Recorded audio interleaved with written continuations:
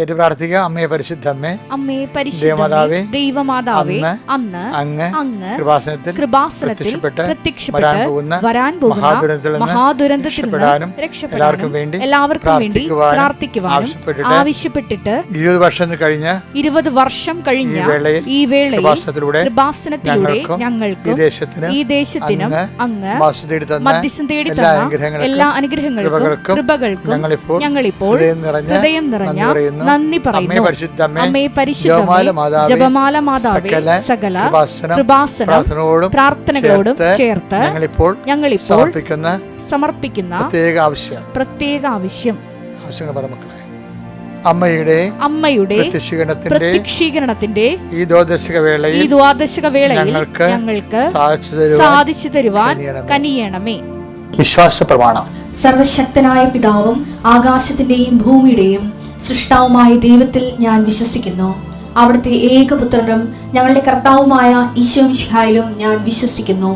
ഈ പുത്രൻ പരിശുദ്ധാത്മാവിനാൽ ഗർഭസ്ഥനായി കന്യകാമറിയത്തിൽ നിന്ന് പിറന്ന് പൊന്തിയോസ് പീലാത്തോസിന്റെ കാലത്ത് പീഡകൾ സഹിച്ച് കുരിശിൽ തറയ്ക്കപ്പെട്ട് മരിച്ച് അടക്കപ്പെട്ട് പാതാളങ്ങളിൽ ഇറങ്ങി മരിച്ചവരുടെ ഇടയിൽ നിന്ന് 3-ാം നാൾ ഉയർത്ത് സ്വർഗത്തിലേക്ക് എഴുന്നള്ളി സർവശക്തിയുള്ള പിതാവായ ദൈവത്തിന്റെ വലതുഭാഗത്തിരിക്കുന്നു.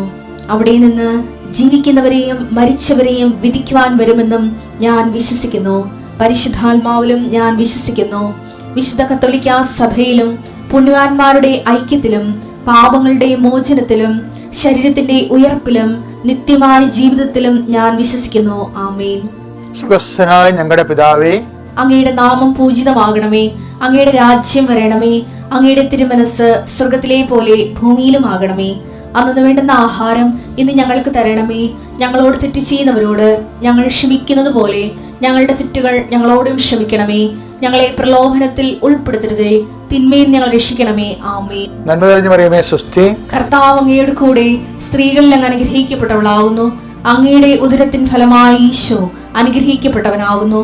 പരിശുദ്ധ മറിയമേ, തമ്പുരാന്റെ അമ്മേ, പാപികളായ ഞങ്ങൾക്ക് വേണ്ടി ഇപ്പോഴും ഞങ്ങളുടെ മരണസമയത്തും തമ്പുരാനോട് അപേക്ഷിക്കണമേ. ആമേൻ. എൻ്റെ മക്കളെ, പരീക്ഷ നടന്നുകൊണ്ടിരിക്കണേ. അച്ഛൻ്റെ മനസ്സെപ്പോഴും പരീക്ഷക്കാരുടെ കൂടെയാണ്. ഇപ്പം ആദ്യത്തെ അനുഗ്രഹങ്ങളെല്ലാം അവർക്കാണ്. നമ്മൾ അവർക്ക് വേണ്ടി അവിടെ പ്രാർത്ഥിക്കുന്നത്. പിന്നെ മറ്റുള്ള എല്ലാ വിഷയങ്ങളും ഇന്നത്തെ വിഷയങ്ങളാണ്. കർത്താവേ, കുഞ്ഞുങ്ങളെ പരീക്ഷയിലാണ്. എല്ലാ വേനലവധി പരീക്ഷകളെയും അങ്ങയുടെ തിരുസന്നിധി സമർപ്പിച്ച് പ്രാർത്ഥിക്കുന്നു. കർത്താവ്, നിന്റെ വിശുദ്ധ പൗരോഹിത്യത്തെ മഹത്വപ്പെടുത്തണമേ. കർത്താവ്, സഭയിലുള്ള സാന്നിധ്യം നീ പ്രകടമാക്കണമേ. കർത്താവ്, വിജയം നൽകുന്നത് കർത്താവാണെന്നുള്ള ബോധ്യം ഞങ്ങളുടെ കുഞ്ഞുങ്ങൾക്ക് നൽകണമെന്ന് പ്രാർത്ഥിക്കുന്നു. I uphold you in my victorious right hand. ഐശയ്യാ 41:10 പ്രാർത്ഥിക്കുന്നു. ഞാൻ എൻ്റെ വിജയകരമായ വലതുകരത്തിൽ നിന്നെ താങ്ങി നിർത്തും. കർത്താവെ, ആറിപ്പോയിനെ ചൂടാക്കുകയും വാടിപ്പോയിനെ നനച്ച് കിടപ്പിക്കുകയും ചെയ്യുന്ന നിൻ്റെ വലതുകരത്തിൻ്റെ കരുത്തിൽ അങ്ങയുടെ മക്കളെ താങ്ങി നിർത്തി. ഉത്കണ്ഠയുള്ള മക്കളുണ്ട് ഈശോയെ, വിഷയപ്പേടിയുള്ള പരീക്ഷപ്പേടിയുള്ള മക്കളുണ്ട് ഈശോയെ. ഒരു ചാൻസ് കൂടി, ഒരു ദിവസം കൂടി കിട്ടിയിരുന്നെങ്കിൽ കുറച്ചുകൂടി നന്നായിട്ട് പഠിക്കാമായിരുന്നു പറഞ്ഞുകൊണ്ട് മനസ്സ് ഇടിഞ്ഞു പോയ മക്കളുണ്ട്. അവരുടെ എല്ലാം അങ്ങനെ ദിവസം പ്രാർത്ഥിക്കുന്നു. അവരെന്ത് എഴുതുന്നുവോ, അവരെന്തും മനസ്സിലാക്കുന്ന ചോദ്യങ്ങൾ വ്യക്തമായി മനസ്സിലാക്കാനും ഒന്നും വിട്ടുപോകാതിരിക്കാനും അവർക്ക് ഓർമ്മശക്തി, കർത്താവിൻ്റെ രക്തം അവരുടെ ഓർമ്മകളുടെ സ്മൃതികളെ സ്പർശിക്കുകയും യേശുക്രിസ്തു നാമത്തിൽ നീ ഓർത്ത് പരീക്ഷയെ പ്രതിഫലിപ്പിച്ച് ഉന്നതമായ വിജയം കൈവരിക്കാൻ കർത്താവ് നിന്നെ സഹായിക്കട്ടെ. കർത്താവ്, ഇന്നത്തെ ദിവസം ഈ ഫെബ്രുവരി 24-ാം തീയതി യാത്ര ചെയ്യുന്നവരെ കുറിച്ച് പ്രാർത്ഥിക്കുന്നു.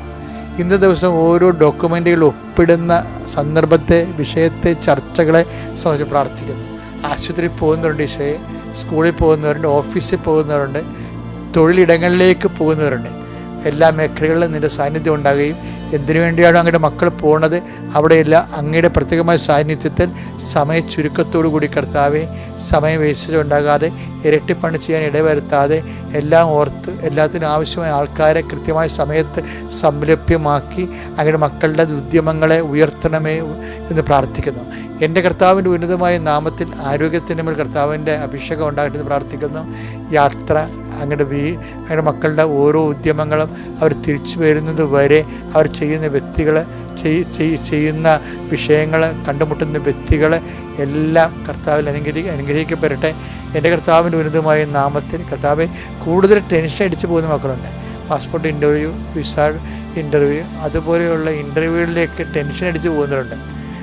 കർത്താവ് കണ്ണുനീരോടെയാണ് അവർ പോണത്. അവർ ജയഘോഷത്തോടെ കൊറ്റയുമായിട്ട് സങ്കീർത്തനപ്പോലെ തിരിച്ചെത്താൻ അവരെ നീ അനുഗ്രഹിക്കണം പ്രാർത്ഥിക്കുന്നു. എൻ്റെ കർത്താവിൻ്റെ ഉന്നതമായ നാമത്തിൽ, സഭയുടെ അധികാരത്തിൽ, കുരിശിൻ്റെ അടയാളത്തിൽ, ദൈവത്തിൻ്റെ ശക്തിയാൽ നീ അനുഗ്രഹിക്കപ്പെടട്ടെ. നിൻ്റെ ഭവനം അനുഗ്രഹിക്കപ്പെടട്ടെ. നിൻ്റെ ഉദ്യമങ്ങൾ അനുഗ്രഹിക്കപ്പെടട്ടെ. നിൻ്റെ ഓരോ ചിന്തകളും, നീ സംസാരിക്കുന്നതും, നീ ചെയ്യുന്ന കാര്യങ്ങൾ, മാസങ്ങളായും വർഷങ്ങളായിട്ടും വീണുപോയ കാര്യങ്ങൾ, കിടന്നുപോയ കാര്യങ്ങൾ, ഇനി മുന്നോട്ട് പോകത്തില്ലെന്ന് വിചാരിക്കുന്ന കാര്യങ്ങൾ, പൊട്ടിമുളകാത്ത വേരുകൾ ഉറഞ്ഞു ഭൂമിക്കടി കിടക്കണ പോലെ ജീവിതത്തിൻ്റെ ചില വിഷയങ്ങൾ, ക്ലോസായിപ്പോയ ഫയലുകൾ എല്ലാം കർത്താവിനെ ഏൽപ്പിക്കുന്നു. എൻ്റെ കർത്താവിൻ്റെ ഉന്നതമായ നാമത്തിൽ, സഭയുടെ അധികാരത്തിൽ, ഈശോ ഡൈവേഴ്സ് ആയിക്കൊണ്ടിരിക്കുന്ന മക്കളെ കുറിച്ച് പ്രാർത്ഥിക്കുന്നു. കർത്താവെ, പ്രസവിക്കാൻ പോകുന്ന അമ്മമാരെ കുറിച്ച് പ്രാർത്ഥിക്കുന്നു. അവരുടെ മാനസിക ആകുലതകളെ കുറിച്ച് പ്രാർത്ഥിക്കുന്നു. ഈശോ കുഞ്ഞുങ്ങളെക്കുറിച്ച് ആകുലപ്പെടുന്നവരുണ്ട്. ഈശോയെ, അവരുടെ ആന്തരിക അവയവങ്ങളിൽ കർത്താവ് വിഷമതകൾ, രോഗങ്ങൾ അനുഭവിക്കുന്ന മക്കളുണ്ട്. ഈശോയെ, അത് ഓരോ തരത്തിലുള്ള രോഗങ്ങൾ, ഓരോ തരത്തിൽ കർത്താവ് വിദഗ്ധ ചികിത്സ വേണമെന്ന് ആവശ്യപ്പെട്ടുള്ള കാര്യങ്ങൾ വേദനയോടെ മനസ്സിലാക്കി എന്ത് ചെയ്യണമെന്നറിയാൻ പാടില്ലാതെ സെക്കൻഡ് ഒപ്പീനിയൻ പരാജയപ്പെട്ടിരിക്കുന്ന അവസ്ഥയിൽ ഈ പരിശുദ്ധമ്മ ദേവമാതാവിൻ്റെ മധ്യസ്ഥതയിൽ ഞാൻ ആ മക്കളെ ആശീർവദിക്കുന്നു. എൻ്റെ കർത്താവിൻ്റെ ഉന്നതമായ നാമത്തിൽ, സഭയുടെ അധികാരത്തിൽ, കുരിശിൻ്റെ അടയാളത്തിൽ ഈ നിമിഷം ആരെല്ലാം ഈ പ്രാർത്ഥന കേൾക്കുന്നുവോ, ഈ പ്രാർത്ഥനയെല്ലാം കൂടുന്ന നിമിഷങ്ങളിലെല്ലാം ദൈവത്തിൻ്റെ കാരുണ്യം നിങ്ങളെ ആവശ്യിക്കുകയും അനുഗ്രഹിക്കുകയും ചെയ്യട്ടെ. നിത്യപിതാപുത്രനും പരിശുദ്ധാത്മാവായ സർവീശ്വരായി നയിക്കുവാമേ. എൻ്റെ പ്രിയപ്പെട്ടവരെ, ഈ ആൾക്കാരുടെയൊക്കെ ഒരു പ്രശ്നമുണ്ട്. അവർക്ക് എപ്പോഴും ഇങ്ങനെ ദൈവത്തെ കണ്ടുകൊണ്ടിരിക്കണം. നല്ല അസുഖമാണ്. ഇത് അവരുടെ അടയാളമൊക്കെ കണ്ടുകൊണ്ടിരിക്കണം. എപ്പോഴും അടയാളം വേണം അവർക്ക്. എല്ലാ പ്രാർത്ഥനയ്ക്കും അവരുടെ അടയാളം വേണം. അടയാളം ഇല്ലെങ്കിൽ പ്രാർത്ഥന ഫലിച്ചില്ലെന്നുള്ള ചിന്തയാണ്. അപ്പോൾ അവർക്കെല്ലാം അവരോടെല്ലാം കൂടി ദൈവം ഒരു ഒറ്റ ചോദ്യം ചോദിക്കുന്നുണ്ട്. അതാണ് ഇന്നത്തെ ചിന്താവിഷയം. ജെറമിയ 23:24 കർത്താവ് ചോദിക്കുന്നു, സമീപസ്ഥമായിരിക്കുമ്പോൾ മാത്രമാണോ ഞാൻ നിങ്ങൾക്ക് ദൈവം? അതായത് ഓരോ അടയാളം കാണുമ്പോൾ മാത്രമാണോ ദൈവം?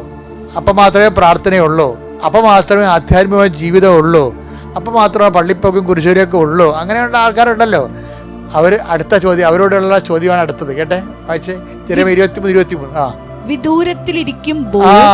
ജീവിതത്തിൽ നിന്ന് ചില സമയത്ത് ദൈവം വിദൂരത്തിലിരിക്കും. വിദൂരത്തിലിരിക്കുമ്പോഴും ഞാൻ ദൈവമല്ല. വല്ല കാര്യമുണ്ട് ദൈവത്തെ കൊണ്ട് ചോദിപ്പിക്കാൻ? ഇങ്ങനെയുള്ള അണ്ണന്മാർ ഭൂമിയിലുള്ളതുകൊണ്ടാണ് ഇതുപോലുള്ള ചോദ്യങ്ങൾ ചോദിക്കുന്നത്. അതായത് ദൈവം എന്ന് പറയുമ്പോൾ സമീപസ്ഥമായിരിക്കുമ്പോൾ മാത്രമാണ് ആ ദൈവം. ഞാൻ വിദൂരത്തിലിരിക്കുമ്പോഴും നിങ്ങളുടെ ദൈവമല്ലേ എന്ന് വെച്ചാലേ, എൻ്റെ മക്കളെ, ചില കാര്യങ്ങൾ നടക്കാൻ താമസിക്കുകയോ നടക്കുകയോ ഇല്ലാത്ത കാര്യങ്ങളാണ്. അപ്പോഴും അതിൻ്റെ പേരിൽ കാര്യം നടന്നില്ല എന്നതിൻ്റെ അടിസ്ഥാനത്തിൽ ദൈവത്തെ തൂക്കി നോക്കരുത്. ദൈവത്തെ തൂക്കി നോക്കിയാലുണ്ടല്ല ഒരു കുഴപ്പമുണ്ട്. എന്താ കാര്യം? നീ ദൈവത്തെ തൂക്കുക, അപ്പം തിരിച്ചു തൂക്കും. അതാണ് കുഴപ്പം. ദൈവത്തോട് എന്ത് ചെയ്താൽ തിരിച്ചു വരും. ദൈവത്തെ അളന്ന തിരിച്ചളക്കും. അപ്പം നമ്മൾ താങ്ങത്തില്ല. ഇപ്പം തൂക്കണമെന്ന് വെച്ചേ, ദാനിയേലിൽ നെബൂഖദ്നേസർ രാജാവ് അല്ലേ, അദ്ദേഹത്തിൻ്റെ ഭിത്തിയിൽ ദർബാർ നടക്കുന്ന സമയത്ത് ഒരു കൈ വന്നിങ്ങനെ ഭിത്തിയിൽ ഇങ്ങനെ എഴുതിക്കൊണ്ടിരിക്കും. ആൾക്കാരെല്ലാം വായിക്കും, ദാവീദ് രാജാവും വായിക്കും. What is it's meaning of it? അതായത് ഈ ബെൽഷാസർ രാജാവിൻ്റെ രാജധാനിയിൽ ദർബാർ നടക്കുക. അവിടെ വെച്ചാണ് പെട്ടെന്ന് ഒരു വിരൽ, ഒരു കൈ വന്നിട്ട് കുറേ സാധനങ്ങൾ ഭിത്തിയിൽ എഴുതിയിടും. അത് ദാനിയേൽ മേനെ തെക്കലു പാർസി. അത് മേനെ തെക്കലു പാർസി. അപ്പം കൈ ഇങ്ങനെ ചരിച്ചോണ്ട് പോണതും ഇതിനെ മേനെ തെക്കലു പാർസി എന്ന് എഴുതിയിരിക്കണത് ആൾക്കാർ കാണുന്നുണ്ട്. അവർ ഭയന്ന് പോയി. കാര്യം ആളില്ല, കൈ മാത്രമാണ്. ദാവീദ് ഈ ബെൽഷാസർ രാജാവ് ഈ ആൾക്കാരെ വിളിച്ച് ചോദിച്ചു, ഇത് ഇങ്ങനെ വായിക്കണേ എന്ന് ചോദിച്ചു. അപ്പോഴാണ് പറയുന്നത്, ഈ ദാനിയേൽ എന്ന് പറഞ്ഞൊരു ബിരുദൻ ഇവിടെ ഉണ്ട്, ഇവരിങ്ങനെയുള്ള സംഭവങ്ങൾ വായിക്കുന്ന ആളാണ്, യഹോവയുടെ തനി സ്വന്തം കക്ഷിയാണെന്ന് പറഞ്ഞു. വിളിച്ചു വരുത്തിയിട്ട് അന്ന് ദാനിയൽ ഇത് വായിക്കും. ദാനിയലിന്റെ പുസ്തകം 5:24 വചനങ്ങൾ. അതുകൊണ്ട് അവിടുത്തെ സന്നിധിയിൽ നിന്ന് അയക്കപ്പെട്ട ഒരു കരം ഇത് എഴുതിയിരിക്കുന്നു. കർത്താവിന്റെ കരങ്ങളാണ്. ആ ലിഖിതം ഇതാണ്. മേനെ മേനെ തെക്കേൽ പാർസീൻ. മേനെ മേനെ തെക്കൽ പാർസീൻ. ഇതാണ് അർത്ഥം. മേനെ, ദൈവം നിന്റെ രാജ്യത്തിന്റെ നാളുകൾ എണ്ണുകയും അതിന്റെ അവസാനം കുറിക്കുകയും ചെയ്തിരിക്കുന്നു. തെക്കേൽ, നിന്നെ തുലാസിൽ തൂക്കി, ഞാൻ നിന്നെ തുലാസിൽ തൂക്കി കുറവുള്ളവനായി കണ്ടിരിക്കുന്നു. ഭാരം കുറഞ്ഞതായി കണ്ടു. അതാണ് ദൈവത്തിന് നമുക്കൊരു മിനിമം ഭാരം വേണം. പേരസ്, നിന്റെ രാജ്യം വിഭജിച്ച് മേദിയാക്കാർക്കും പേർഷ്യക്കാർക്കും നൽകിയിരിക്കുന്നു. ഓക്കെ, അതായത് എന്താ പ്രശ്നം വെച്ച് കഴിഞ്ഞാൽ കുറേ നാൾ ചെല്ലുമ്പോൾ തിന്മകൾ വർദ്ധിക്കുമ്പോൾ ഉണ്ടാകുന്നൊരു പ്രശ്നം എന്താ പറയുക, തിന്മകൾ വർദ്ധിക്കാൻ കാരണമുണ്ട്. എന്നുവെച്ചാൽ കർത്താവിൻ്റെ വിശുദ്ധ അൾത്താറിലുണ്ടായിരുന്ന പുണ്യപാത്രങ്ങളാണ് ഇവൻ്റെ വെപ്പാട്ടികൾക്ക് വീഞ്ഞു കുടിക്കാൻ കൊടുത്തിരിക്കുന്നത്. പോക്കത്തിലാണ് കാണിച്ചിരിക്കുന്നത്. അപ്പം അതുകൊണ്ടാണ് പറഞ്ഞിരിക്കുന്നത്, ഈ അധർമ്മം വർദ്ധിക്കുമ്പോഴുണ്ടല്ലോ, അധർമ്മം വർദ്ധിക്കുമ്പോൾ ഇപ്പം നമ്മൾ നേടിയെടുത്ത പുണ്യം പോലും കർത്താവ് അങ്ങനെ പറഞ്ഞിട്ടുണ്ട്, അധർമ്മം വർദ്ധിക്കുമ്പോൾ സ്നേഹം തണുത്തു. മത്തായി 24:12. അധർമ്മം വർദ്ധിക്കുന്നതിനാൽ അധർമ്മം ബെൽത്താസ് രാജാവിന്റെ വിഷയം എന്താണ്? അധർമ്മം വർദ്ധിക്കുന്നതിനാൽ എന്ത് പറ്റി? പലരുടെയും സ്നേഹം തണുത്തു പോകും. അപ്പൊ എങ്ങനെയാ എന്താ പ്രശ്നം വെച്ച് കഴിഞ്ഞാല്, നമ്മളില് ഇപ്പൊ നമ്മള് സ്നേഹം, അതുപോലെ തന്നെ ക്ഷമ, ദയ, നന്മ, ദൈവത്തിന്റെ ശക്തി പ്രവർത്തിക്കുന്ന ഒരു കണ്ടെയ്നറാണ് ഇതെല്ലാം. അതിൽ തന്നെ അതിന് വലിയ അർത്ഥങ്ങളൊന്നുമില്ല. അതിന്റെ ഉദ്ദേശം എന്ന് പറഞ്ഞാൽ അതൊരു മാർഗം അല്ലെങ്കിൽ ഒരു കണ്ടെയ്നറാണ്, ഒരു പാത്രം ആണ്, വെസലാണ്. ഇപ്പോൾ നമ്മൾ ലുത്തിനിയയിലൊക്കെ പറയില്ലേ, വെസൽ ഓഫ് ഓണർ. മാതാവിന് വിളിക്കുന്നത് എന്താ വെച്ചാൽ വെസൽ ഓഫ് ഓണറാണ്, അത്ഭുതകരമായ ഭക്തിയുടെ പാത്രമേ. ഇപ്പം ഈ ഭക്തി ആയാലും ശരി, ഇപ്പം അതിനൊക്കെ എല്ലാം വചനത്തിൽ പാത്രം എന്നാണ് പറഞ്ഞത്, വെസൽ എന്ന കണ്ടെയ്നറാണ്. അപ്പോഴേ ഈ ബെൽത്താസ രാജാവിനെ അയാൾക്ക് കൂടുതൽ തിന്മകൾ നിറയുമ്പോൾ എന്ത് പറ്റും? കർത്താവ് ഈ മത്തായി 24:12 അധർമ്മം വർദ്ധിക്കുമ്പോൾ സ്നേഹം തണുത്തു പോകും. അതാണ് ഞാൻ നിന്നെ പാർസ്യൻ, ഞാൻ നിന്നെ തൂക്കി നോക്കി. എന്ത് പറ്റി? നീ കുറവുള്ളവനായിട്ട് കണ്ട്, ഭാരം കുറഞ്ഞവനായിട്ട് കണ്ടാൽ അവൻ്റെ സ്നേഹമില്ല, അവന് അധർമ്മം വർദ്ധിച്ചു, സ്നേഹമില്ല. അതാ മത്തായി 24:12. അധർമ്മം വർദ്ധിച്ചു, ബെൽത്താസറിനെ അധർമ്മം വർദ്ധിച്ചു. അപ്പം എന്ത് പറ്റി? സ്നേഹമില്ല. തൂക്കി നോക്കി, നീ സ്നേഹത്തിൻ്റെ കുറവ് കണ്ടു എന്നാ പറഞ്ഞത്. സ്നേഹത്തിൻ്റെ കുറവ് കണ്ടു.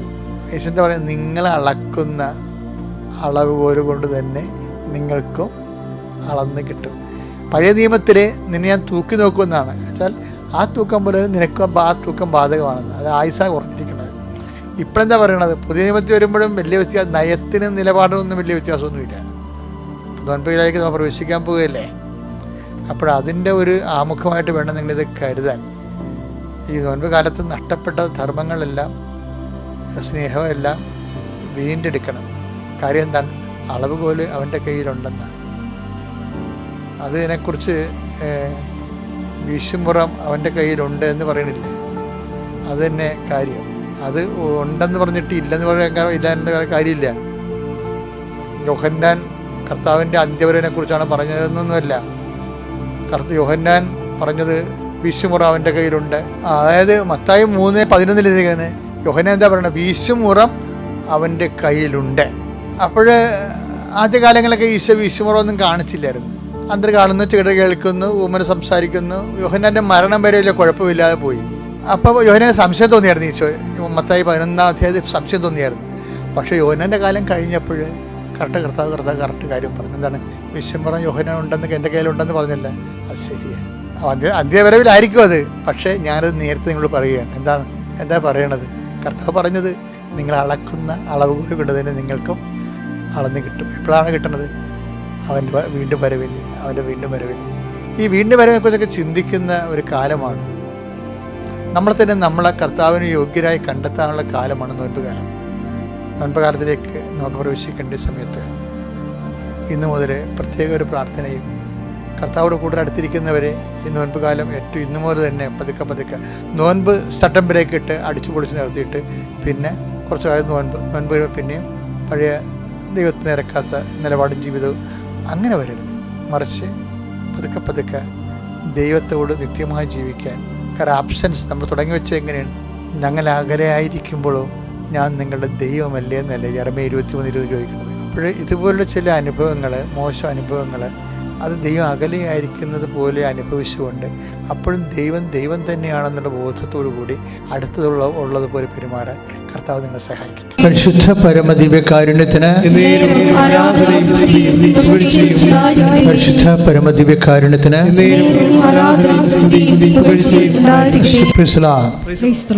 നമ്മൾ ആദ്യമായിട്ട് ഇപ്പോഴ് ഉടമ്പടി ധ്യാനം ആരംഭിക്കുന്നത് ഒരു സാക്ഷ്യം വിചാരണ ചെയ്തുകൊണ്ടാണ്. നമുക്കറിയാം, സാക്ഷ്യ വിചാരണ ഉടമ്പടി ധ്യാനത്തിൻ്റെ ഒരു ഘടകമാണ്. ആ ആഴ്ചയിൽ അമ്മ ചെയ്ത കാര്യങ്ങളാണ് സാക്ഷ്യത്തിനെടുക്കുന്നത്. ഈ ആഴ്ചയിൽ നടന്ന ഏറ്റവും നല്ല സാക്ഷ്യം. എല്ലാ സാക്ഷ്യങ്ങളും നല്ലതാണ്, പക്ഷെ ചില സാക്ഷ്യങ്ങൾക്ക് ചില ഉടമ്പടി കണ്ടൻസുകൾ കൂടും. അതിൽ എല്ലാ മനുഷ്യർക്കും അനുവർത്തിക്കാൻ പറ്റുന്ന രീതിയിൽ അതിൻ്റെ അകത്ത് ഒരു ദൈവ ആഭിമുഖ്യത്തിനുള്ള കുറേ പുതിയ വഴികൾ കാണാം. അങ്ങനെയുള്ള സംഭവങ്ങളാണ് അച്ഛൻ എടുത്തിട്ട് പലപ്പോഴും സാക്ഷ്യ വിചാരണയ്ക്ക് വെക്കുന്നത്. ഈ പ്രാവശ്യത്തെ സാക്ഷ്യ വിചാരണയിൽ കുറേ സാക്ഷ്യങ്ങളുണ്ട്. ഒരു സാക്ഷ്യം നീതുവിൻ്റെ ആണ്, നീതു ചെന്നിത്തല. അപ്പോൾ അവരുടെ സാക്ഷ്യത്തിൽ അവർക്ക് 5 വർഷങ്ങളായിട്ട് മക്കളില്ല.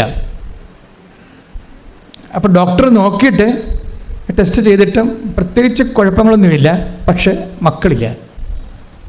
അപ്പോൾ അത് ഭയങ്കരമായ പ്രശ്നമാണ്. വൈദ്യശാസ്ത്രം കുഴപ്പങ്ങളൊന്നും ഇല്ലെന്ന് പറയുകയും ചെയ്യും.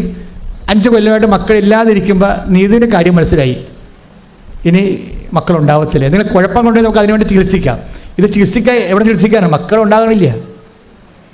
പിന്നെ ഫോളിക് ആസിഡ് കൊടുത്ത് ഡോക്ടർ പ്രിസ്ക്രൈബ് ചെയ്ത്, അപ്പോൾ ഇവർക്ക് നേഴ്സായതുകൊണ്ട് അവർക്കറിയാം ഇതിൻ്റെ ആശുപത്രിയിൽ പോയാലും കിട്ടാൻ പോണ ഫോളിക് ആസിഡാണ്. ഇങ്ങനെ ജീവിതകാലം മുഴുവൻ ഫോളിക് ആസിഡ് കുടിച്ചിരുന്നിട്ട് എന്ത് ചെയ്യാനാണ്? പിന്നെ അവർ ആശുപത്രി പോക്ക് സ്റ്റോപ്പ് ചെയ്ത് കഴിഞ്ഞപ്പോൾ ഇവരൊരു ദിവസം ചെന്നിത്തലേന്ന് അവരുടെ വീട്ടിൽ പോയി. അവരുടെ വീട് കണ്ണൂർ ചെന്നപ്പോൾ നമുക്കറിയാമല്ലോ, ഇപ്പോൾ പണ്ടത്തെ കണ്ണൂരല്ല ഇപ്പോഴത്തെ കണ്ണൂർ. വിശ്വാസമുള്ളവന് ശക്തമായ രീതിയിൽ വിശ്വാസം പടർന്ന് വിശ്വാസം സാക്ഷ്യമായി ജീവിക്കുന്ന ഒരു കാലമാണ്.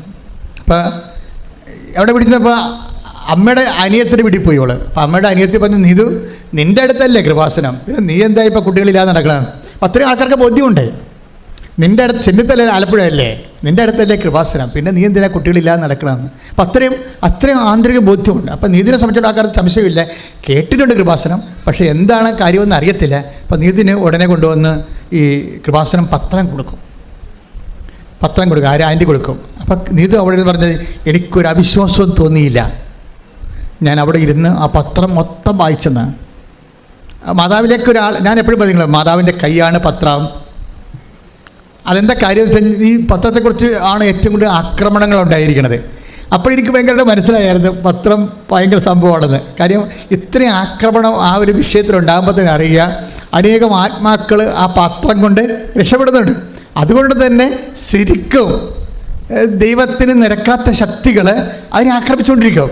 അപ്പോൾ ആക്രമണം കൂടുതൽ എവിടെയാണെന്ന് നമുക്ക് പറയാൻ പറ്റും, അവിടെയാണ് ദൈവത്തിൻ്റെ പ്രവർത്തനങ്ങളുള്ളത്. അപ്പോൾ അതുകൊണ്ട് സ്വാഭാവികമായ രീതിയിൽ ആൾക്കാർ, പിന്നെ ചില ആൾക്കാരൊക്കെ പണ്ട് പത്രം വെച്ച് കിടക്കാനൊക്കെ തുടങ്ങി. അപ്പോഴും ഞങ്ങളതിനെ നിരോധിച്ചു. നമ്മൾ ജസ്റ്റ് റീഡ് ഇറ്റ്. പത്രം മുഴുവനും അഭിഷേക വചനങ്ങളാണ്, പിന്നെ ജനങ്ങളുടെ അനുഭവങ്ങളും. അതാണ് പത്രം എന്ന് പറയുന്നത്. അഭിഷേക വചനങ്ങളും ജനങ്ങളുടെ ആ വചനം ജീവിതത്തിൽ അവൻ പറയണ പോലെ ചെയ്യുമ്പോൾ, ഉടമ്പടി ജീവിക്കുമ്പോൾ അവർക്കുണ്ടാകുന്ന അനുഭവങ്ങളാണ് പത്രം. വേറെ ഒന്നും അതിൻ്റെ അകത്തില്ല. പിന്നെ കൃപാസനത്തിൻ്റെ മിഷൻ വർക്കുകളുണ്ട് അതിൻ്റെ അകത്ത്, സംസ്കാരിക വിഷനും മറ്റു വിഷനും ഒക്കെ ഉണ്ട്. അത് നമ്മളുടെ സുവിശേഷ വേലയുടെ ഭാഗമായിട്ട് വന്നിട്ടുള്ളതാണ്.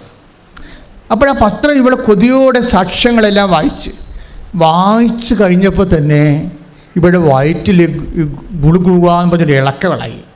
അതായത് എന്താ വെച്ചാൽ ഇവർക്ക് വിശ്വാസം ഉണ്ടായില്ല, അതാ പ്രശ്നം.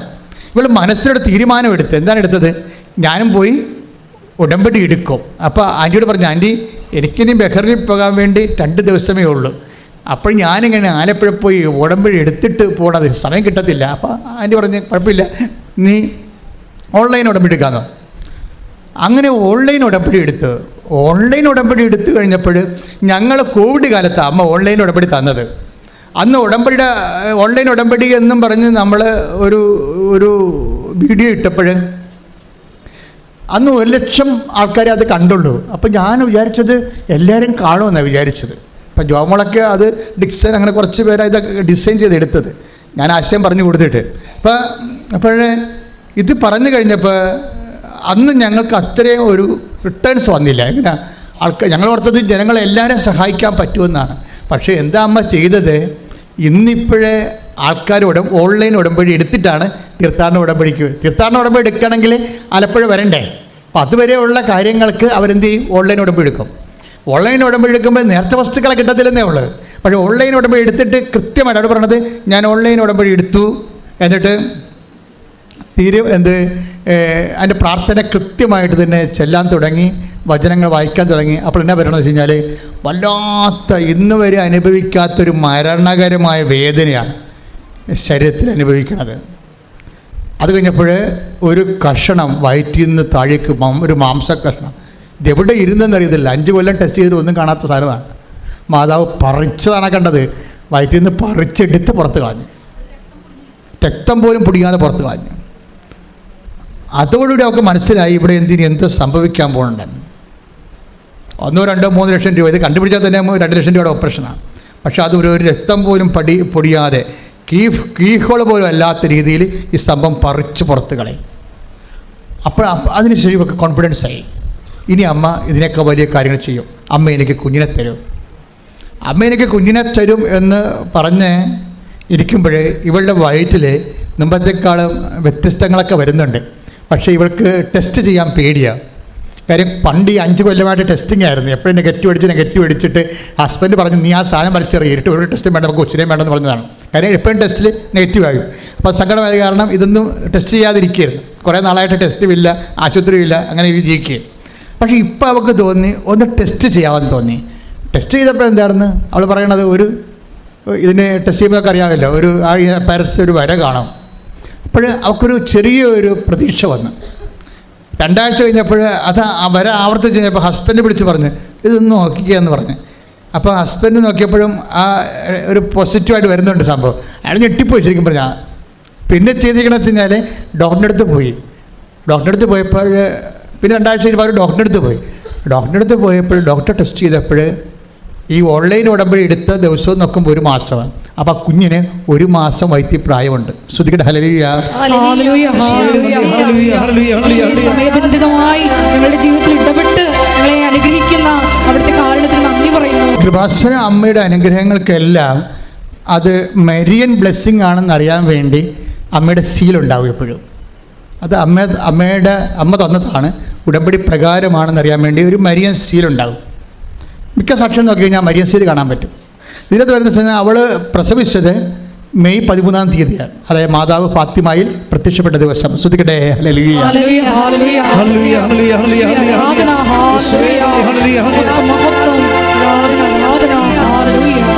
ഈ മരിയൻ സ്പിരിച്വാലിറ്റി ഫോളോ ചെയ്യുന്നവർക്ക് കുറേ മാസങ്ങൾ പ്രധാനപ്പെട്ട ഒക്ടോബർ മാസം, അതുപോലെ ഫെബ്രുവരി 11 മാതാവ് ലൂർദിൽ പ്രത്യക്ഷപ്പെട്ടത്, ഡിസംബർ 7 മാതാവ് കൃപാസനത്തിൽ പ്രത്യക്ഷപ്പെട്ടത്.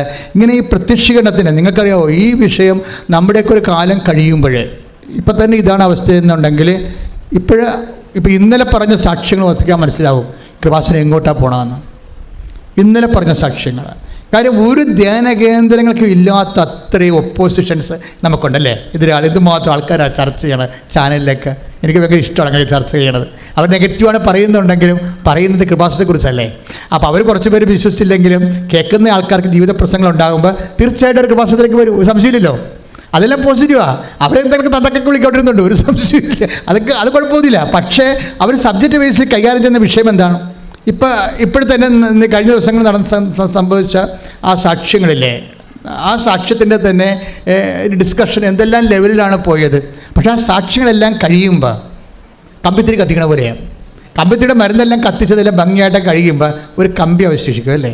അതുപോലെ കൃപാസനത്തെ എങ്ങനെ വിമർശിച്ചാലും അവസാനം കൃപാസനവും മാതാവും അവശേഷിക്കും. ഒരു മനുഷ്യനെ ഒരു സങ്കടം വരണ കാലത്ത് ഒരിക്കലും ദൈവത്തെക്കുറിച്ച് കേട്ടുകേൾവി പോലും ഇല്ലാത്ത മനുഷ്യർ അമ്മയിലേക്ക് ആകർഷിച്ചു വരും. ഇന്നലെ ഞാനൊരു ചെരുത്തിനെ പിടരയ്ക്ക് പിടിച്ച് സ്നേഹത്തോടെ ചിരിച്ചുകൊണ്ട്. അതെന്താ കാര്യം എന്നറിയാമോ? എന്നെ കണ്ടു കഴിഞ്ഞതിന് ശേഷം ചെല്ലാനത്ത് കരുതിയാണ് എന്നോട് പറഞ്ഞു, എൻ്റെ അച്ഛ അബദ്ധം പറ്റിപ്പോയി. ഞാൻ പറഞ്ഞു, എന്നാടി? അല്ലേ, ഞാൻ പെന്തക്കോസ്ത വർഷങ്ങളായിട്ട് ഉടമ്പടി എടുത്ത് ജീവിച്ചപ്പോഴാണ് ഇപ്പോൾ അമ്മ ആരാളെന്ന് മനസ്സിലായത്. അപ്പോൾ അതൊക്കെ എന്തുമാത്രം മനുഷ്യരാണ്.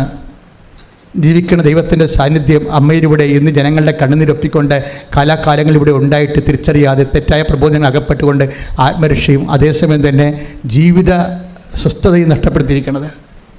അതായത് സത്യവിശ്വാസം എന്ന് പറയുന്നതിൻ്റെ അകത്ത് മാതാവിനെ മാറ്റി നിർത്തിക്കൊണ്ടൊരു സത്യവിശ്വാസം രൂപപ്പെടുത്താൻ പാടില്ല, പറ്റത്തില്ല. എന്തുകൊണ്ട്? അമ്മ വിശ്വാസമുള്ള എല്ലായിടത്തും അമ്മ പ്രത്യക്ഷപ്പെടുമ്പോൾ നോക്കിയാൽ മനസ്സിലാവും.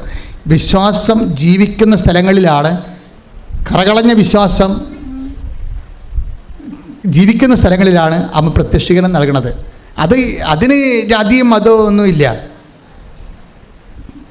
ആരാണ് വിശ്വാസം ജീവിക്കണത് അവർക്ക് അമ്മയുടെ പ്രത്യക്ഷീകരണം ലഭിക്കും. ഇന്നലത്തെ സാക്ഷ്യം കണ്ടില്ലേ? എന്താണ്? ഇന്നലെ 8 സാക്ഷ്യങ്ങളും അമ്മ അവർക്ക് പ്രത്യക്ഷപ്പെട്ടതാണ്. ഇപ്പോൾ എനിക്ക് കേൾക്കുമ്പോൾ ഭയങ്കര സന്തോഷം വരും. എന്നുവെച്ചാൽ ഞാൻ അഭിമുഖീകരിച്ച ഒരു പ്രശ്നം, അമ്മ മാതാവ് ജീവനോടെ ഇവിടെ പ്രത്യക്ഷപ്പെട്ടു എന്ന് ഞാൻ പ്രഖ്യാപിച്ച കാലത്ത് ഞാൻ സഹോദര വൈദികരിൽ നിന്ന് ഞാൻ അനുഭവിച്ച ഒരു ഫസ്റ്റ് ക്വസ്റ്റ്യൻ, അച്ഛനല്ലേ കണ്ടുള്ളൂ, വേറെ ആരെങ്കിലും കണ്ടോ എന്ന്. അപ്പോൾ അന്ന് ഞാൻ പറഞ്ഞൊരു ഉത്തരവുണ്ട്, ഇനി എല്ലാവരും കാണുന്നൊരു കാലം വരുമെന്ന്. ശ്രദ്ധിക്കട്ടെ, ഹല്ലേലൂയ. ചിലർ പിന്നെ പറയും ഈ കൃപാസനത്തിൻ്റെ ഇവിടെ വരണ ആൾക്കാരെല്ലാം കൂടുതലും എറണാകുളം തൊട്ട് കണ്ണൂർ വരെയുള്ളവരാണല്ലോ, പിന്നെ കൊല്ലം തൊട്ട് ട്രിവാൻഡ്രം ഇടുക്കി വരെയുള്ളവരും, പിന്നെ ലോകത്ത് വ്യത്യസ്തമായ ജില്ലകളിൽ ഈ ആലപ്പുഴക്കാരെന്താ കൃപാസനത്തിൽ വരാത്തത് ചോദിക്കും. അങ്ങനെ എന്നോട് ചോദിച്ചിട്ടുണ്ട്. ഞാൻ പിന്നെ ആലപ്പുഴക്കാർ വരുന്നുണ്ട് ഒത്തിരി പേര്. പിന്നെ അവർക്ക് ഏറ്റവും അടുത്ത് ലളിതമായിട്ട് ഇവിടെ വന്നു പോകുന്നത് കാരണം കഷ്ടപ്പെട്ട് വന്നവനാണ് മാതാവ് ഫലം കൊടുക്കുന്നത്. അതാണ് ഒരു പ്രശ്നം വന്നിരിക്കുന്നത്. അതൊരു പ്രശ്നം തന്നെയാണ്. ഞാൻ ഈ വള്ളക്കാട് പ്രാർത്ഥന പണ്ട് നടത്തുമായിരുന്നു ഇവിടെ. 85 മുതൽ 86 മുതൽ ഞാൻ 2000 വരെ വള്ളക്കാട് പ്രാർത്ഥന നടത്തുമായിരുന്നു. അപ്പോൾ വള്ളക്കാട് പ്രാർത്ഥനയ്ക്കൊക്കെ മത്സ്യത്തൊഴിലാളി സഹോദരങ്ങൾ പ്രാർത്ഥനയ്ക്ക് വരും. പക്ഷേ ആൾക്കാർക്ക് മത്സ്യം കിട്ടണ കൂടുതൽ അകലേന്ന് കഷ്ടപ്പെട്ട് രാവിലെ വെളുപ്പിനെ എഴുന്നേറ്റൊക്കെ വരുന്ന ആൾക്കാരും വണ്ടി കാത്തു നിന്നിട്ടും തിരിച്ചു പോകുമ്പോൾ രാത്രി 1 മണിയാകുമ്പോഴൊക്കെ വീട്ടിൽ എത്തുന്ന ആൾക്കാരില്ലേ, അവരാണ് ഇതിൽ രക്ഷപ്പെടുന്നത്. അവിടെ ആദ്യത്തെ അടയാളം. അത് ഇതിനകത്ത് പ്രശ്നം നമ്മുടെ ഇൻവെസ്റ്റ്മെൻറ്റ്. നമുക്കറിയാമോ, ഈ നമ്മുടെ ഇൻവെസ്റ്റ്മെൻറ്റാണ് പ്രശ്നം. അടുത്ത് ഉള്ളവരാണെങ്കിലും ശരി, നിങ്ങൾ ആത്മാർത്ഥമായിട്ട് ഇപ്പം തന്നെ ഇവിടെ ചെറിയ ബഹളം ഉണ്ടാക്കത്തില്ലേ, ഞങ്ങൾക്ക് പോകണം, വീട്ടിൽ പോകണം, വീട്ടിൽ കുറച്ച് നേരം ഞാൻ രാവിലെ വന്ന് വെളുപ്പിനെ വന്നാന്നൊക്കെ പറയത്തില്ലേ. ചേച്ചി എപ്പോഴാണ് ചേച്ചി വീട് എവിടെയാണ്? എൻ്റെ വീട് ആലപ്പുഴ. കൊള്ളാം. അപ്പോൾ കാസർഗോഡുകാരോട് നിൽക്കില്ല, അവർക്കൊരു പ്രശ്നമില്ല. അതാണ് വിഷയം. അത് വിഷയം തന്നെയാണ്. അതായത് ഇതിൻ്റെ അകത്ത് വരുന്ന വിഷയം ആർക്ക് ഇൻവെസ്റ്റ് ചെയ്യാൻ പറ്റുമെന്നുള്ളതാണ്. ആ വിശ്വാസത്തിന് ആർക്കാണ് തൻ്റെ വ്യയം ചെയ്യാൻ പറ്റണത്, അവരാണ് ഇത് ഏൺ ചെയ്യണത്. പക്ഷേ അതിന് വ്യത്യസ്തമായ ഒരു അനുഭവം ഉണ്ടായി. കഴിഞ്ഞ ദിവസം ഈ കൃപാസനത്തിന് വാദിക്കുന്നൊരു അനുഭവം ഉണ്ടായി. പൊള്ളത്തെ എഴുതുന്ന മനസ്സിലുണ്ട് അപ്പുറത്ത്, ഇതിന് നേരെ അപ്പുറത്താണ് പൊള്ളത്തെ, റെയിൽവേ ക്രോസിൻ്റെ നേരെ അപ്പുറത്ത് പൊള്ളത്തെയ്യാണ്. അപ്പോൾ അവിടെ നിന്ന് ഒരു സഹോദരി, അതായത് ദീപ്തി എന്ന് മിസ് ഒരു സാക്ഷ്യം പറഞ്ഞ് ഇന്നലെ. ദീപ്തിയുടെ സാക്ഷ്യം ഭയങ്കര രസമാണ്. അപ്പോൾ എനിക്ക് സന്തോഷമായി, കാര്യം കൃപാസനം വാദിക്കലാണല്ലോ. അപ്പോൾ എന്താ ദീപ്തിയുടെ സാക്ഷ്യം എന്ന് ചോദിച്ചു കഴിഞ്ഞാൽ, ദീപ്തി ഒരു മലയാള സ്റ്റുഡൻ്റാണ്, മലയാളം മീഡിയത്തിൽ പഠിച്ച ആളാണ്. അപ്പോൾ അവർക്കാണെങ്കിൽ ഈ IELTS എഴുതാൻ പറ്റത്തില്ല. സ്പീക്കിംഗ് ഇല്ല, റീഡിംഗ് ഇല്ല, റൈറ്റിംഗ് ഇല്ല, എല്ലാ മൊഡ്യൂൾസും പോകും. അപ്പോൾ അവളങ്ങനെ ഇരുന്ന് വിഷമിക്കുകയാണ്. അവളൊരു ദിവസം ഇങ്ങനെ വീടിൻ്റെ വാതിക്കൽ അമ്മയുമായിട്ടിരുന്ന് സംസാരിച്ചുകൊണ്ടിരിക്കുകയാണ്. അപ്പോൾ സംസാരിച്ച് അവളുടെ IELTSൻ്റെ കോഴ്സിന് പോവുള്ളൂ. IELTSൻ്റെ കോഴ്സിന് പോയിട്ട് വിദേശത്ത് പോകാൻ വേണ്ടി IELTSൻ്റെ കോഴ്സിന് പോകും ദീപ്തി. പക്ഷേ അങ്ങനെ പോകാൻ വേണ്ടി അങ്ങനെ ക്ലാസ്സിൽ പോയിട്ടും ഇവർക്ക് ക്യാച്ച് ചെയ്യാൻ പറ്റണില്ല. സ്പീക്കിംഗ് ക്യാച്ച് ചെയ്യാൻ പറ്റണില്ല, റൈറ്റിംഗ് പറ്റണില്ല, എല്ലാം ആകപ്പാടെ കുളമാകുകയാണ്. അപ്പോൾ തോക്കുമെന്ന് ഉറപ്പായി. അപ്പോൾ ഇവർക്ക് സങ്കടമായി, മഹാസങ്കടമായി. അപ്പോൾ അതിരുന്ന് അമ്മയോട് പറയണം, അമ്മ എനിക്കിത് കണ്ടിന്യൂ ചെയ്യാൻ പറ്റുമെന്ന് തോന്നുന്നില്ല, വല്ല ഇംഗ്ലീഷ് മീഡിയത്തിൽ പഠിച്ചാൽ മതിയായിരുന്നു. ഈ മലയാളം മീഡിയത്തിൽ പഠിച്ച കാരണം ഒന്നും ശരിയാണില്ല, ഞാൻ ഇത് തുടങ്ങണ പരീക്ഷ എഴുതി വരെ കാര്യമുണ്ട്, ഒന്നും അറിയാൻ പാടില്ലെന്ന് പറഞ്ഞ സങ്കടവും പറഞ്ഞുകൊണ്ടിരിക്കുകയാണ് അമ്മയും മകളും കൂടി. അപ്പോൾ അമ്മ അപ്പുറത്ത് വർക്ക് ചെയ്യണം, എൻ്റെ ഇടയ്ക്ക് ഇവൾ വാദിക്കരുന്നുണ്ട്, അമ്മയോട് ഓരോ കാര്യങ്ങൾ പറഞ്ഞുകൊണ്ടിരിക്കുകയാണ്. അപ്പം മക്കളുടെ സ്വഭാവം അറിയാമല്ല. അങ്ങനെ സമയത്ത് ഇവിടെ ഒരു കാഴ്ച കാണും വാതിക്കലേ, വീടിൻ്റെ വാതിക്കലേ. അപ്പോൾ അവൾ മാത്രമാണ് ഈ കാഴ്ച കാണുന്നതെന്ന് അറിയാൻ വേണ്ടി ഇവൾ അമ്മേ ഇങ്ങോട്ട് വന്നേ, പെട്ടെന്ന് ഇങ്ങോട്ട് വന്നേ, ആ വാതിക്കലോട്ട് നോക്കിയേ. അമ്മ ഇതാരാണെന്നറിയാമോ അമ്മയ്ക്ക്? അപ്പോൾ അമ്മ പറയും ഇത് കൃപാസനം മാതാവാണല്ലോ എന്ന് പറയും. നിങ്ങൾ ചിന്തിച്ച് നോക്കിയേ, ഇവർക്ക് കൃപാസനം മാതാവാണെന്ന് അറിയാം, പക്ഷെ ആ കാഴ്ച അമ്മ കാണുന്നുണ്ടോ എന്നറിയാൻ വേണ്ടി അടുക്കളയിൽ നിന്ന് അമ്മയെ വിളിച്ച് വരുത്തിയിട്ട് അമ്മയെ കാണിക്കുമ്പോൾ അമ്മയാണ് പറയണത് ഇത് കൃപാസനം മാതാവാണെന്ന്. Praise the lord. ഹല്ലേലൂയ. സ്തുതിയുടെ ഹല്ലേലൂയ. യേശുവേ ആരാധന. ഹല്ലേലൂയ. യേശുവേ ലോകത്തിന്റെ വിവിധ ഭാഗങ്ങളിൽ പ്രത്യക്ഷപ്പെട്ടുകൊണ്ട് മക്കളെ സംഘടിപ്പിക്കുന്നതിന് നന്ദി പറയുന്നു, അടയാളങ്ങൾ നൽകുന്നതിന്. Price the Lord. Price the Lord. ഇപ്പം മനസ്സിലായില്ലേ? അമ്മ പ്രത്യക്ഷപ്പെട്ടുകൊണ്ടിരിക്കുന്ന എല്ലാവർക്കും ഇതെല്ലാം അഭ്യസ്തവിദ്യരാണ്. അവരനുഭവിച്ച അമ്മയും മകളും കൂടി സന്ധ്യയ്ക്ക് തന്നെ ഓടി കൃപാസനത്തിൽ വന്ന് ഈ കാഴ്ച കണ്ടവർ സംഭ്രമിച്ചു പോയി. അവരുടെ കൃപാസനത്തിൽ വന്ന് മാതാവിനെ നേരെ കണ്ട് സംസാരിച്ചു, പ്രാർത്ഥിച്ചു, സങ്കടം പറഞ്ഞു. അവർ തിരിച്ചു പോയപ്പോൾ അവർക്ക് എന്താ കിട്ടിയിരിക്കുന്നത്? അതായത് ദീപ്തിക്ക് എന്താ കിട്ടിയത്? ധൈര്യം കിട്ടി. അമ്മ എന്താണ് ചെയ്യണത്? ധൈര്യമാണ് നമുക്ക് തരണത്. ഒരു കാഴ്ച കണ്ട, സ്വപ്നം കാണാം, ദർശനം കാണാം, നേരെ കാണാം, അങ്ങനെ കണ്ട ധൈര്യമാണ് നമുക്ക് കിട്ടുന്നത്. ആദ്യത്തെ ധൈര്യം. കാരണം അവർക്ക് എന്താ സംഭവിച്ചത്? ഞാൻ മലയാളം മീഡിയം അല്ലേ, എനിക്ക് എഴുതാൻ പറ്റുമോ, എനിക്ക് എഴുതാൻ പറ്റും, ഞാൻ എഴുതി ജയിക്കുമോ, എത്ര കാലം എഴുതേണ്ടി വരും, ഇംഗ്ലീഷ് ഇപ്പം എഴുതി പോയി ആൾക്കാർ പോലും 5-6 പ്രാവശ്യം എഴുതിയിട്ടല്ല കിട്ടുന്നത്, ഞാൻ ഇനി എങ്ങനെ ജീവിക്കും, എൻ്റെ ജീവിതത്തിൽ വല്ല മാർഗ്ഗമുണ്ട്, ദൈവത്തിൽ വല്ല പദ്ധതി ഉണ്ട്, ഇങ്ങനെ സങ്കടം പ്രാർത്ഥനയാക്കി മാറ്റുന്ന സമയത്താണ് അമ്മ നേരെ വന്ന് നിൽക്കുന്നത്. ധൈര്യമായിരിക്കുക, ഈ വിഷയം നമ്മൾ കവർ ചെയ്യും. പിന്നെ അവൾ ധൈര്യത്തോടെ പഠിക്കാൻ പോയെങ്കിലും എല്ലാ ഞായറാഴ്ചയും ഇതുപോലെ പണ്ട് ഞായറാഴ്ച ഇന്നിപ്പോൾ നമുക്ക് വ്യാഴാഴ്ച ആക്കിയതാണ്. എല്ലാ ഞായറാഴ്ച വന്ന് ഇവൾ ധ്യാനം കൂടും, പക്ഷേ ഉടമ്പടി എടുക്കത്തില്ല. ഉടമ്പടി എടുക്കണമെങ്കിൽ കുറച്ചുകൂടി കമ്മിറ്റ്മെൻറ്റ് വേണ്ടേ? അപ്പോൾ അത് ഉടമ്പടി എടുക്കത്തില്ല. അമ്മയോട് വന്ന് കാര്യം പറയും. പലരുടെ അബദ്ധം അതാണ്, നിങ്ങളെയും മടിച്ചുകളല്ല. അതുകൊണ്ട് അമ്മയോട് വന്ന് കാര്യം പറഞ്ഞിട്ട് പോകും. പക്ഷേ ഇവൾ ITS തോറ്റപ്പോൾ മനസ്സിലായി, ഞാൻ എപ്പോഴും പോയി അമ്മയുടെ അടുത്ത് പോയി കാര്യം പറയും, പക്ഷേ ഞാൻ ഉടമ്പടി എടുത്തില്ലല്ലോ. അതായത് ഉടമ്പടി എന്ന് പറഞ്ഞാൽ നമുക്ക് കാര്യം പറഞ്ഞ പോലെ കാര്യമല്ല. ഉടമ്പടി വേറെ വിഷയമാണ്. ഉടമ്പടി എടുത്ത് കഴിയുമ്പോൾ നമ്മൾ സീരിയസ് ആയെന്ന് അർത്ഥം. നമ്മൾ ദൈവത്തിൻ്റെ മുമ്പിൽ സീരിയസ് ആയി. പിന്നെ നമ്മളൊരു കക്ഷി, ദൈവം ഒരു കക്ഷി. നമ്മൾ ദൈവം നിബന്ധന വെക്കുന്നു, നമ്മൾ നിറവേറ്റാൻ തയ്യാറാകുന്നു, ദൈവം നമ്മുടെ നിയോഗത്തെ ഹോണർ ചെയ്യുന്നു. പിന്നെ ദൈവമായിട്ട് സഞ്ചാരമാണ് ശരിക്കും പറഞ്ഞാൽ. ഉടമ്പടി എന്ന് പറയുന്നത് ഒരു സഹസഞ്ചാരമാണ് ദൈവമായിട്ട്. അത് അമ്മയായത് കാരണം എല്ലാവർക്കും അത് ഫീൽ ചെയ്യുന്നുണ്ട്. അപ്പോൾ ഒന്ന് ഉടമ്പടി എടുത്തിട്ട് കൃത്യമായിട്ട് ഉടമ്പടി എടുത്തിട്ട് അവൾ പറയണത് എൻ്റെ ജീവിതം തന്നെ ഉടമ്പടി മാറ്റിക്കളഞ്ഞെന്നാണ്. എന്താണ് പറയണത്? എന്താ പ്രശ്നം വെച്ചാൽ ഉടമ്പടി എടുത്ത് കഴിഞ്ഞപ്പോൾ അരമണിക്കൂറല്ല വചനം വായിക്കേണ്ടത്. അപ്പോൾ അവളെ ഇരുന്നുകൊണ്ട് വാചനം വായിച്ച് 1.5 മണിക്കൂർ വാചനം വായിക്കാനുള്ള അഭിഷേകം കിട്ടി. അപ്പോൾ ചില ആൾക്കാർ അരമണിക്കൂർ വചനം വായിക്കാൻ പറഞ്ഞിട്ട് അഭിഷേകമില്ലാത്തൊരു 5 മിനിറ്റ് വായിച്ചിട്ട് പിന്നെ വായിക്കാമെന്ന് പറഞ്ഞ് മടക്കി വെച്ചിട്ട് പോകത്തില്ലേ? ഇതെല്ലാം പ്രശ്നമാണ് ശരിക്കും പറഞ്ഞാൽ. നിങ്ങൾ ഉടമ്പടിയിൽ പറഞ്ഞതല്ലേ അമ്മയോട് അരമണിക്കൂർ വചനം വായിച്ചോളാമെന്ന്, എന്നിട്ട് നിങ്ങൾ വായിച്ചിട്ടില്ലല്ലോ. പക്ഷേ ഇവർക്ക് കാര്യം അത് നിങ്ങളുടെ ഒരു ആവശ്യത്തിന് വേണ്ടി ഉടമ്പടി എടുത്തുകൊണ്ടാണ്. ആവശ്യത്തിന് വേണ്ടി ഉടമ്പടി എടുക്കുന്നവർ ദൈവത്തിന് അത്യാവശ്യമുള്ള കാര്യങ്ങളെ ചെയ്യത്തുള്ളൂ. അരമണിക്കൂർ വചനം വായിക്കാൻ പറഞ്ഞാൽ നിങ്ങൾ 10 മിനിറ്റ് വായിച്ചിട്ട് മടക്കി വെക്കും. രോഗികളെ കാണാൻ വേണ്ടി പറഞ്ഞാൽ എത്ര അടുത്ത് രോഗികൾ വല്ല വീട്ടിൽ കിടപ്പുണ്ടെങ്കിൽ പോയി കണ്ടു നോക്കിയെന്ന് വെച്ചാൽ പോരും, ആശുപത്രി പോകത്തില്ല. അപ്പോൾ എങ്ങനെ ഈ കുറുക്ക് വഴി ചെയ്യാം? കുറുക്ക് വഴി ഉടമ്പടിയുടെ നിബന്ധനകൾ കുറുക്ക് വഴിയോടെ ചെയ്യുന്ന ആൾക്കാർ വിചാരിക്കുക നിങ്ങളുടെ ആവശ്യത്തിന് വേണ്ടി ഉടമ്പടി എടുത്തതാണ്, ദൈവത്തിനകത്ത് പങ്കില്ല. ഒരിക്കലും ദൈവം അതിനകത്ത് പങ്കെടുക്കത്തുമില്ല. കാര്യം എന്താണ്? നിങ്ങളുടെ വയറ്റിപ്പഴപ്പാണെന്ന് ദൈവത്തിന് അറിയാം. ദൈവത്തിന് പ്രയോജനമില്ലല്ലോ. നിങ്ങൾ ചെയ്യേണ്ടത് ദൈവത്തിന് വേണ്ടി എന്നെ ജീവിക്കാൻ അനുവദിക്കണമെന്ന് പ്രാർത്ഥിക്കണം. അപ്പോൾ ദീപ്തിയുടെയൊക്കെ സാക്ഷ്യം അവസാനിക്കുമ്പോൾ എന്താ പറയണത്? ദീപ്തിയുടെ സാക്ഷിയൊക്കെ അവസാനിക്കും. ദീപ്തി പറയണത് ഞാൻ ഉടമ്പടി എടുത്തിരിക്കുന്നത് ജീവിത അവസാനം വരെയാണ്. അത് ദീപ്തി മാത്രമല്ല, അങ്ങനെ പറയുന്ന അക്രൈസ്തവ സഹോദരങ്ങളുണ്ട്. ഞാൻ ആ സാക്ഷ്യത്തെക്കുറിച്ച് പറയാം. ഇപ്പോഴെന്താ പ്രശ്നം വെച്ച് കഴിഞ്ഞാൽ ദീപ്തി എന്ന് പറയുന്ന സഹോദരി ഉടമ്പടി പ്രകാരം ജീവിക്കാൻ ക്രമീകരിച്ച് കഴിഞ്ഞപ്പോൾ ഒറ്റ എഴുതിയുള്ളൂ. ആ എഴുതിയിട്ട് റിസൾട്ട് വരുന്ന ദിവസം ഇവിടെ വന്നിരുന്നിട്ട് 9 വിശുദ്ധ പ്രമാണം ചൊല്ലി അമ്മയുടെ മുമ്പിൽ നിന്നുകൊണ്ട് റിസൾട്ട് ഓപ്പൺ ചെയ്ത്. അപ്പം തന്നെ അമ്മ പറഞ്ഞതുപോലെ അവൾ ഫുൾ സ്കോർ ചെയ്ത് ആൾ ക്ലിയറായി. ജയിച്ചത് മാത്രമല്ല, പിന്നീട് ഇൻ്റർവ്യൂ, വിസ എല്ലാം. അവളെ പറയണത് ഞാനൊരു പ്രസംഗത്തിൻ്റെ കാര്യം പറഞ്ഞായിരുന്നു. നിങ്ങളുടെ ജീവിതം ഇപ്പോഴാമ പോലെ നിരങ്ങിക്കൊണ്ടിരിക്കുകയാണെന്ന് വിചാരിച്ചോ? ഉടമ്പടി എടുക്കുമ്പോൾ ആ ആമയെ ഒരാൾ എടുത്തോണ്ട് ഓടിയാൽ എങ്ങനെ ഇരിക്കും? ആമ ഇങ്ങനെ നിരങ്ങിക്കൊണ്ടിരിക്കുകയാണ് പതുക്കെ. അപ്പോൾ ആ ആമയെ കണ്ടിട്ട് ഒരാൾ ആ ആമയെ എടുത്തോണ്ട് ഓടിയാൽ എന്ത് സ്പീഡ് ഉണ്ടാവും ആമയ്ക്ക്? അതുപോലുള്ള സ്പീഡ് ഉടമ്പടിയിൽ ഉണ്ടാകുമെന്ന്. ഇത് ഇവളുടെ ഹൃദയത്തിൽ അങ്ങനെ തറച്ച് ഞാൻ മറന്നുപോയി. അന്ന് ഈശോ എന്നെ കൊണ്ട് പറയിപ്പിച്ചതാണ് പ്രസംഗത്തിൻ്റെ ഇടയ്ക്ക്. ഞാൻ ചിന്തിച്ച് പറഞ്ഞൊന്നുമല്ലത്. പക്ഷെ അവളുടെ അവർക്ക് വേണ്ടി അമ്മ പറയിപ്പിച്ചതാണ് എൻ്റെ ഉള്ളിലൂടെ. അതുപോലെ തന്നെ പെട്ടെന്നായിരുന്നു ആയിട്ട് ജയിച്ചു, പെട്ടെന്ന് വിസയായി, പെട്ടെന്ന് ഇൻ്റർവ്യൂ ജയിച്ചു, അതുപോലെ തന്നെ ജോലി ഓക്കെ ആയി. ഇപ്പോൾ ആൾ കയറിപ്പോയി. അപ്പം ഇത്രയും പെട്ടെന്നാണ് ഇതെല്ലാം സംഭവിച്ചത്. ആമയെ എടുത്തോണ്ട് ഓടിയ പോലെയും കൈയിട്ടിച്ച് കർത്താവിനെ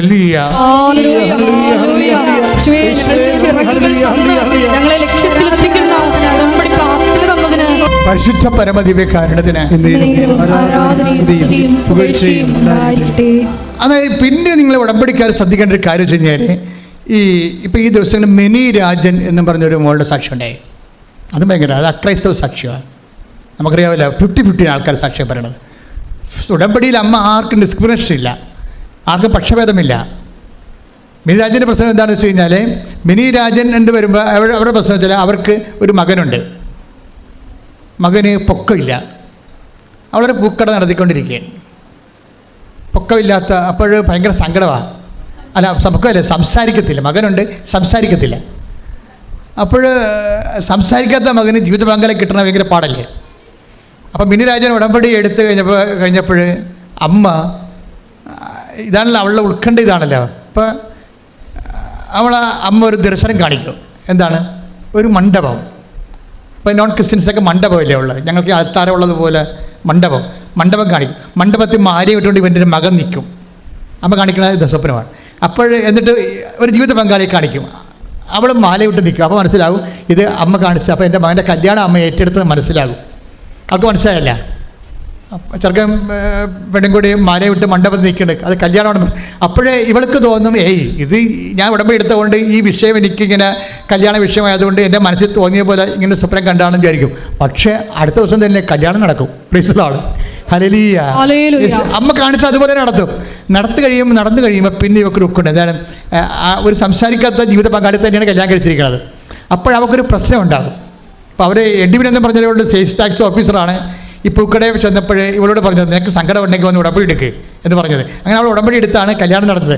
അപ്പോൾ എഡിവിൻ സാറിനോട് പറഞ്ഞ് ഇവള് മിനി രാജൻ പറയും, സാറേ ഇനി പിള്ളേരുണ്ടാകുമ്പോൾ ഭർത്താവിനും ഭാര്യയ്ക്കും സംസാരിക്കാൻ കഴിവില്ലല്ലോ. അപ്പോൾ മക്കൾക്കും സംസാരിക്കാൻ കഴിവില്ല വന്നാൽ എന്ത് ചെയ്യും? അതെൻ്റെ വലിയ ദുഃഖമാണെന്ന് പറയും. അപ്പോൾ ഉടനെ എഡിവിൻ സാർ പറയും, എഡിവിൻ സാർ ഒരു മെൻ്റർ മിഷണറിയാണ്. വെച്ചാൽ മിഷണറിയാണ്, പക്ഷെ മെൻ്റർ. അത് എഡിവിൻ സാർ പറയും, നീ വിഷമിക്കേണ്ട, ഞാൻ ഉടമ്പടി പുതുക്കുമ്പോൾ നിൻ്റെ മകന് ജനിക്കാൻ പോണ കുഞ്ഞ് സംസാരിക്കാൻ വേണ്ടി ഞാൻ അമ്മയോട് പറയാമെന്ന് പറയും. അതാണ് മെൻ്റർ മിഷണറി എന്ന് പറയുന്നത്. ഇങ്ങനെ കുറേ മെൻ്റർ മിഷണറിമാരുണ്ട്. എന്ന് വെച്ച് കഴിഞ്ഞാൽ അവർ മറ്റുള്ളവരെ പ്രോത്സാഹിപ്പിച്ചുകൊണ്ടിരിക്കും. അവർക്കൊക്കെ ദൈവം നിത്യസമാനം വെച്ചിരിക്കുന്നത് ഭയങ്കരമായിരിക്കും.